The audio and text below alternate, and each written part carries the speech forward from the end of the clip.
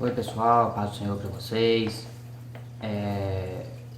Estou aqui para dizer para vocês, em nome dos professores da classe dos adolescentes, que nós estamos com muita saudade de estar juntos com vocês ali no templo, na escola bíblica dominical. Já vamos agora nesse domingo para 6 semanas, para 6 domingos que não podemos estar juntos ali na escola bíblica dominical, aprendendo a lição ali junto com vocês. E eu confesso que eu não esperava, talvez, que isso se arrastasse por tantos dias.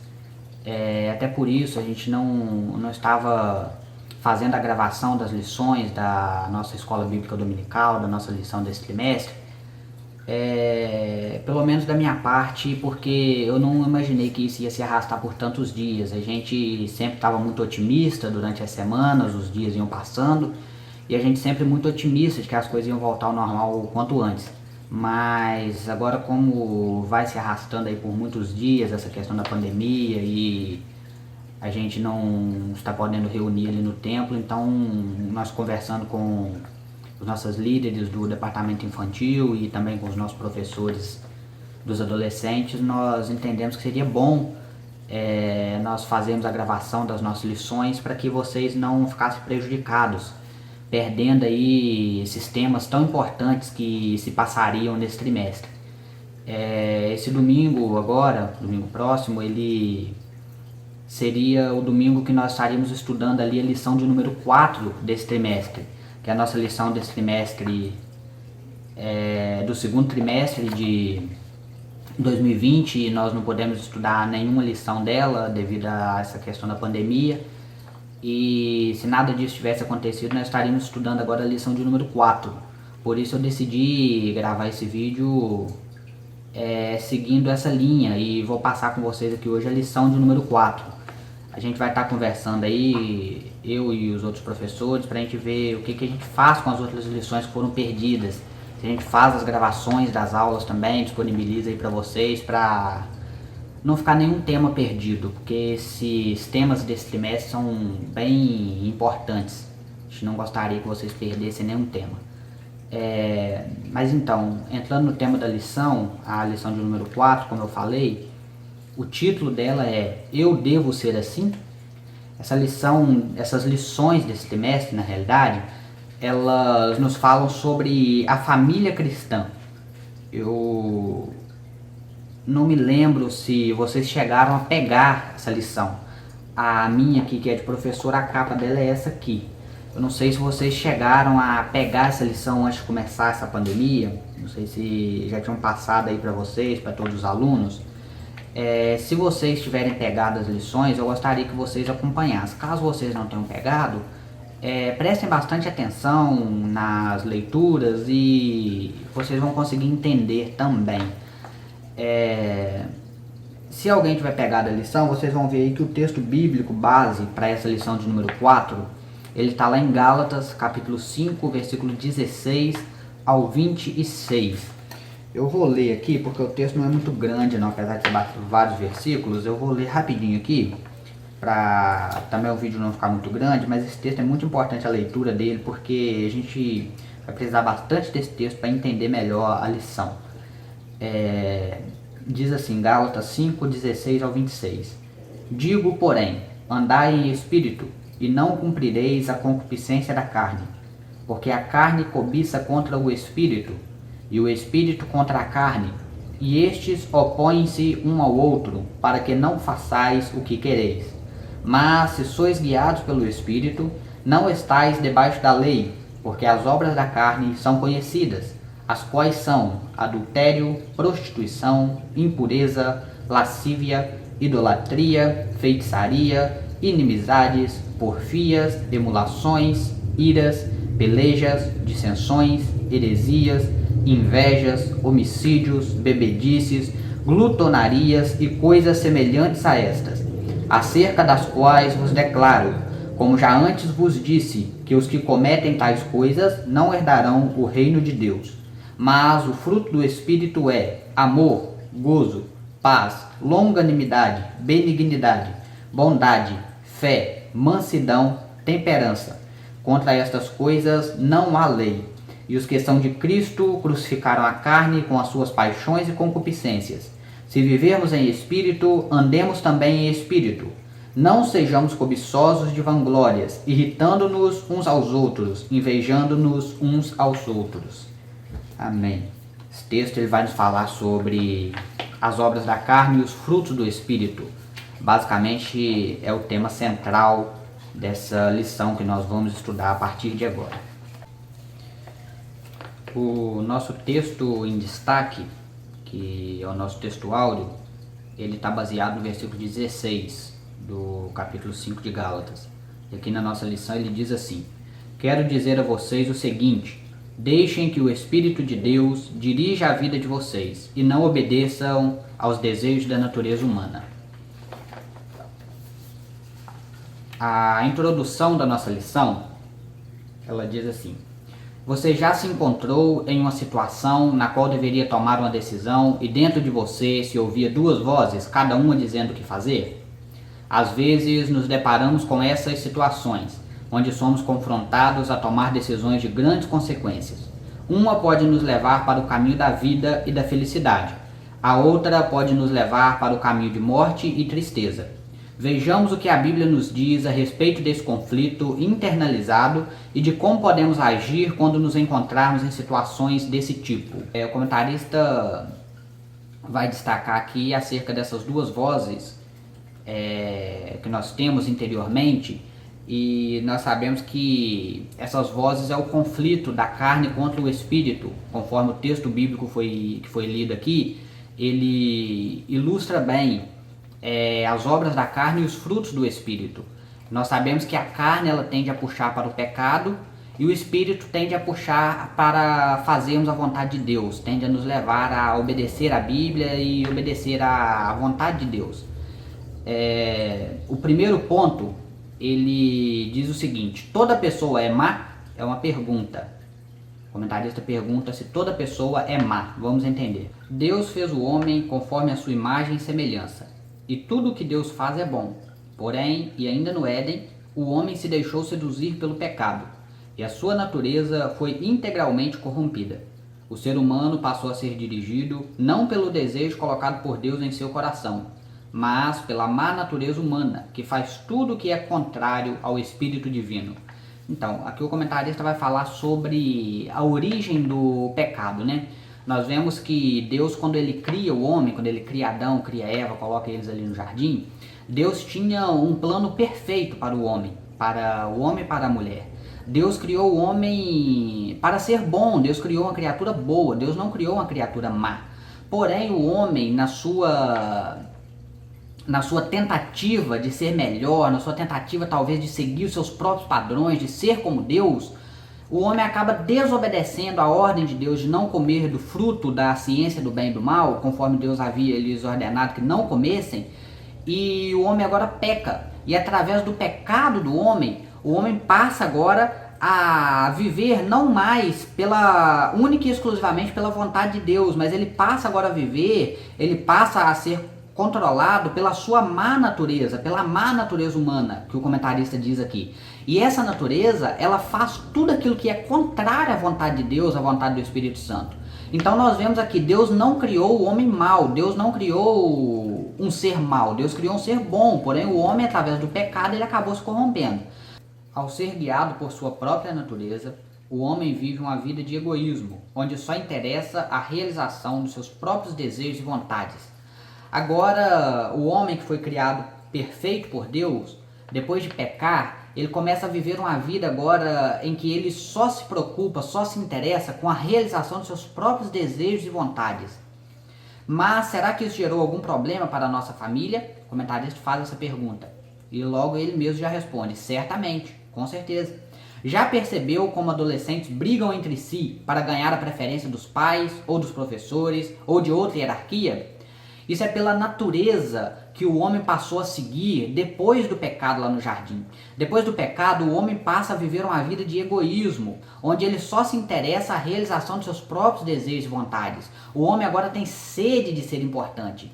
E isso é da natureza humana. Isso desde a adolescência, os adolescentes já buscam, conforme o comentarista disse aqui, ganhar a preferência dos pais, dos professores, ou de outra hierarquia, ou de outras pessoas.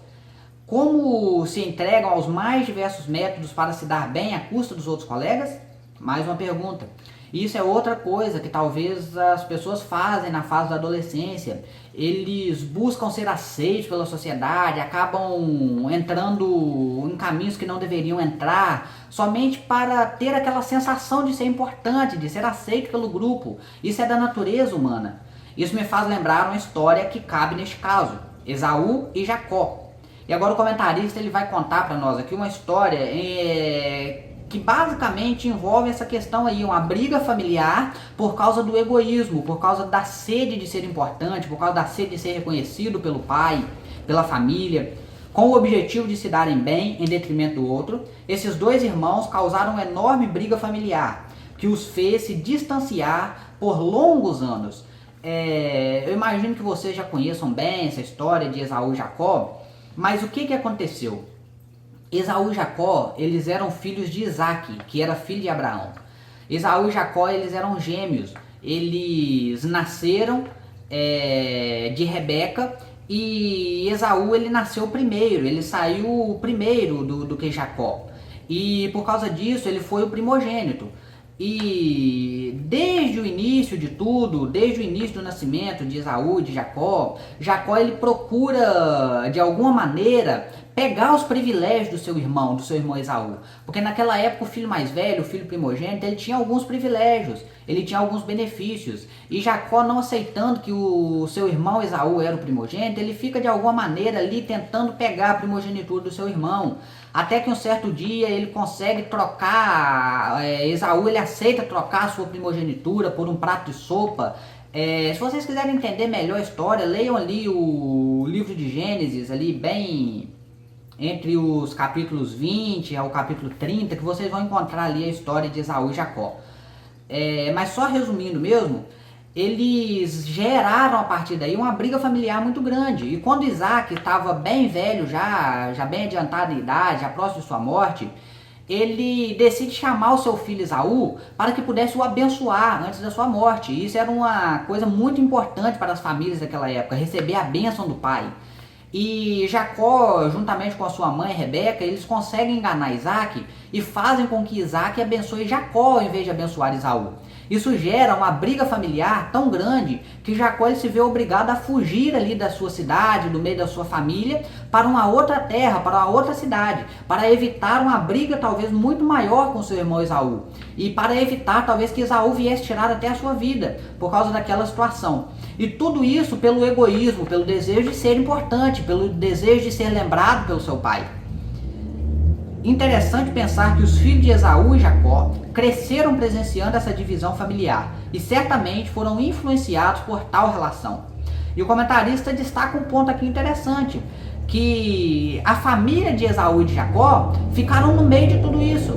E os filhos dos dois cresceram nesse contexto, vendo essa briga familiar dos pais. E isso provavelmente não era um bom exemplo para os filhos. A questão que devemos refletir é a seguinte: precisamos levar aquilo que foi errado em nossa família como se fosse o único padrão de vida possível?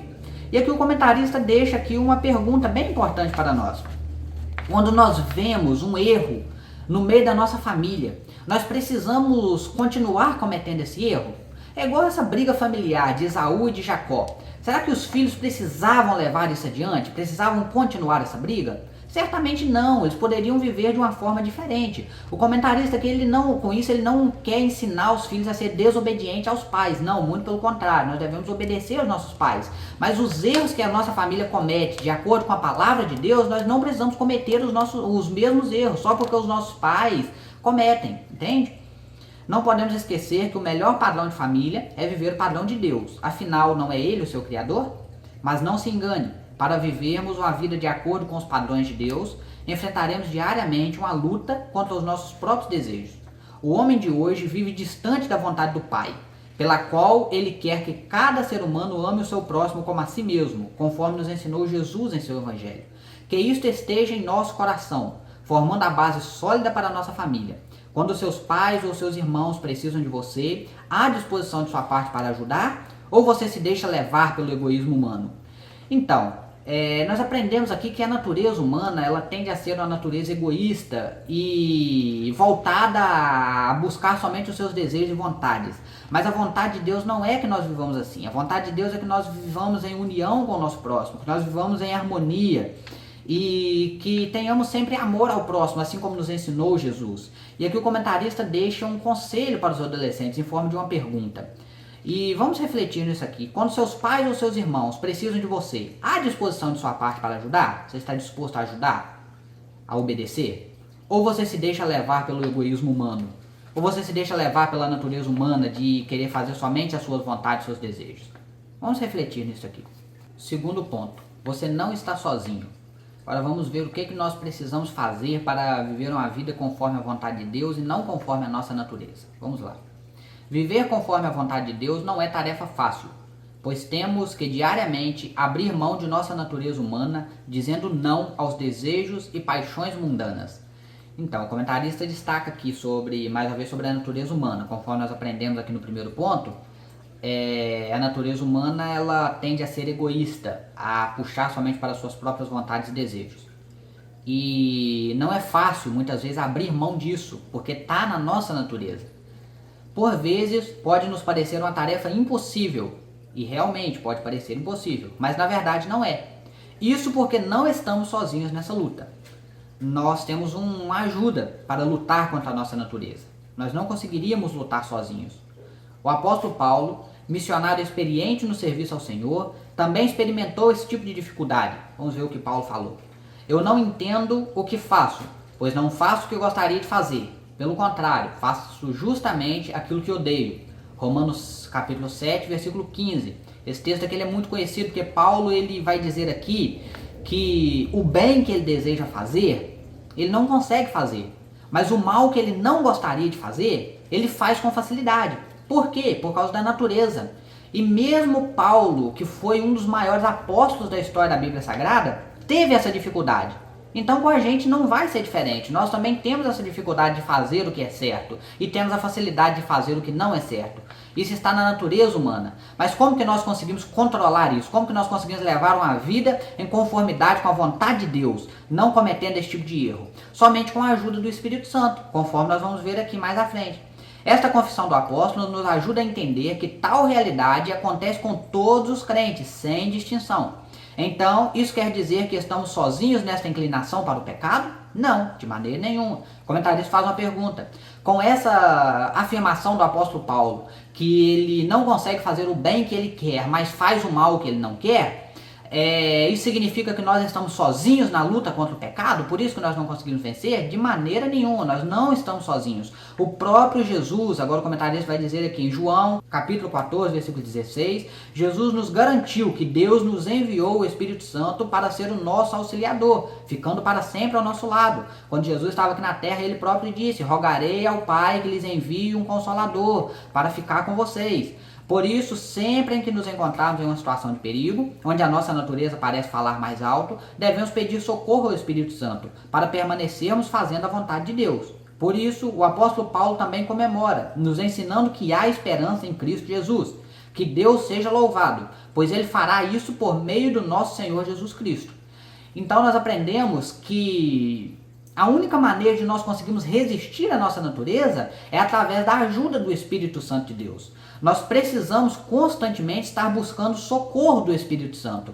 Quando a nossa natureza puxar e estiver falando mais alto para que nós cometamos alguma coisa que nós sabemos que não está em conformidade com a palavra de Deus, em conformidade com a vontade de Deus para as nossas vidas, nós precisamos pedir socorro ao Espírito Santo de Deus, para que Ele nos direcione a fazer a coisa certa. Lembra da história de Esaú e Jacó? No final, vemos o agir de Deus na vida desses dois irmãos, restaurando e unindo novamente aquela família. Nós vemos que mesmo lá na situação de Jacó e Esaú, conforme falamos aqui no primeiro ponto, que eles tiveram aquela briga familiar, aquela discussão em que Jacó teve que ir embora para outra cidade, para outra região, depois Deus vai entrar ali na história, Deus vai entrar com providência e vai fazer com que Jacó retorne para a sua terra, retorne para o meio da sua família, e vai restabelecer a união entre as duas famílias, entre Jacó, entre Esaú. E isso só acontece através do agir de Deus, do agir do Espírito Santo que tocou em cada coração ali, e eles puderam restabelecer novamente o bom convívio familiar. Não se esqueça, Deus nos enviou o Espírito Santo para ser o nosso guia. Mas a decisão de sermos guiados por ele e de obedecer a palavra de Deus é inteiramente nossa. Esaú abriu mão de sua vingança para retomar a sua amizade com seu irmão. Comece a mudar nas pequenas decisões dentro de casa, ao responder sim ou não a pedido dos seus pais e irmãos. Nós vemos aqui que o comentarista deixa bem claro para nós que nós temos essa luta contra a nossa própria natureza e que o Espírito Santo está ao nosso lado para nos ajudar a resistir o pecado, a resistir a nossa natureza e fazer a vontade de Deus. Porém, isso depende de nós, da nossa vontade em obedecer à voz do Espírito Santo. Porque muitas vezes em nossas vidas, quando nós vamos fazer algo que nós sabemos que é errado, nós sentimos uma voz lá no fundo falando com a gente para não fazer, que não é para fazer isso, que isso é errado, que isso não vai dar certo. Só que nós precisamos estar dispostos a obedecer, a ouvir essa voz. Porque no caso de Esaú e Jacó, por exemplo, Esaú ele abriu mão da sua natureza, porque a natureza humana, ela tende para a vingança. A tendência era que Esaú quisesse vingar do seu irmão por ele ter o enganado, pela mentira que ele contou. A tendência era que a vingança tomasse conta do coração de Esaú. Mas Esaú ele abriu mão dessa vingança, ele abriu mão da sua natureza para restabelecer o bom convívio novamente com o seu irmão. E nós também nas nossas vidas não é diferente. Nós precisamos abrir mão de algumas coisas para que Deus cumpra em nós a sua vontade integralmente. Para que o Espírito Santo nos ajude a vencer a nossa natureza, a decisão ela parte de nós. Nós que precisamos tomar essa decisão de ouvir a voz do Espírito Santo e obedecer. Vamos então para o nosso terceiro e último ponto. Viva diferente. A escolha é nossa. Conforme eu já falei aqui no finalzinho do segundo ponto, a escolha de obedecer, de ouvir a voz do Espírito Santo, ela é única e exclusivamente nossa. Quantas vezes a desobediência a Deus não lhe pareceu algo tão bom? Afinal, qual é o problema em uma mentirinha? Em colar na prova? Ou fingir que se esqueceu de algo só porque não estava a fim de fazer? Ou de repetir algo que é errado só porque você viu seus pais fazendo? Então, gente, isso aqui é bastante importante também. Nós precisamos levar muito isso aqui em consideração. Conforme eu falei, quando a gente vai fazer alguma coisa que nós sabemos que é errado, o Espírito Santo ele toca na gente para não fazer. Mas quantas vezes a gente, ao ser questionado por alguma situação, alguma coisa que nós fizemos, algum erro que nós cometemos, a gente fica com vontade de falar que não fizemos, de falar uma mentira, de repente, mesmo a gente sabendo que a gente fez, mas a gente fica com vontade de falar, poxa, eu podia falar que eu não fiz, porque eu não vou pagar as consequências. Mas isso não é bom, isso não é certo. Nós devemos saber que nós precisamos ouvir sempre a voz do Espírito Santo de Deus. Porque nessas situações, o Espírito Santo sempre vai estar lá falando no nosso coração que nós não podemos mentir, que nós não podemos usar de engano, que nós temos que ficar com a verdade, mesmo que isso nos traga consequências. E eu sei que todo mundo já passou por um momento assim na vida. Que talvez o pai pergunta alguma coisa, se você fez alguma coisa, se você cometeu algum erro, e você fica querendo falar que não fez só para se livrar talvez da bronca, do castigo. Isso não é bom, por mais que você vai conseguir se livrar do castigo do seu pai ali, mas você vai estar prejudicando a sua vida espiritual, seu relacionamento com Deus, e isso não vale a pena. É melhor pagar o preço da consequência pelo seu erro ali, do que mentir, entende? E aqui a última pergunta que o comentarista faz aqui nesse parágrafo, que eu achei muito importante, ou de repetir algo que é errado, só porque você viu seus pais fazendo. Isso aqui é muito importante, se tiver algum pai aí também assistindo esse vídeo, nos escutando, isso aqui é muito importante para os pais. E cabe aqui até uma história que eu ouvi outro dia, de um certo homem que ele leva seus 2 filhos num parque de diversões para poder comemorar o aniversário do filho mais novo. E o filho mais novo estava completando 6 anos de idade. E quando eles vão entrar lá em um brinquedo, o cara que vendia os bilhetes perguntou a idade dos meninos, porque crianças até 5 anos de idade não pagavam, a partir dos 6 anos tinham que pagar o ingresso para entrar no brinquedo. E o pai responde que um dos meninos tinha 12 anos, que era o mais velho, e o outro estava completando 6 anos naquele dia. E aí o vendedor de bilhete fala para ele, rapaz, como ele está completando 6 anos, você podia ter falado que ele tem 5, que você não pagava o bilhete dele. E aí o pai falou assim pro vendedor, não, mas se eu fizesse isso, eu estaria dando um mau exemplo na frente dos meus filhos. Porque eu estaria ensinando pros meus filhos que o pai deles fala mentira para levar vantagem. E não é isso que eu quero passar pros meus filhos. Então, os pais, é muito importante se atentarem a esse ponto, de dar um bom exemplo para os filhos, porque naturalmente os filhos tendem a copiar as atitudes dos pais, por mais que os pais talvez estejam fazendo alguma coisa errada, alguma coisa que não é certa, mas os filhos tendem a copiar isso. Se o filho vê que o pai fala muita mentira para levar vantagem, o filho tende a copiar isso também. O filho tende a começar a falar mentira para levar vantagem. Se o pai fala mentira com a mãe para ela não brigar com ele, o filho vai aprender isso também. O filho vai aprender, quando a mamãe vir brigar comigo, eu vou falar uma mentira com ela que ela não vai brigar comigo, igual o papai faz. Então os pais têm que se atentar muito aí a este ponto. Isso é muito importante também para os pais.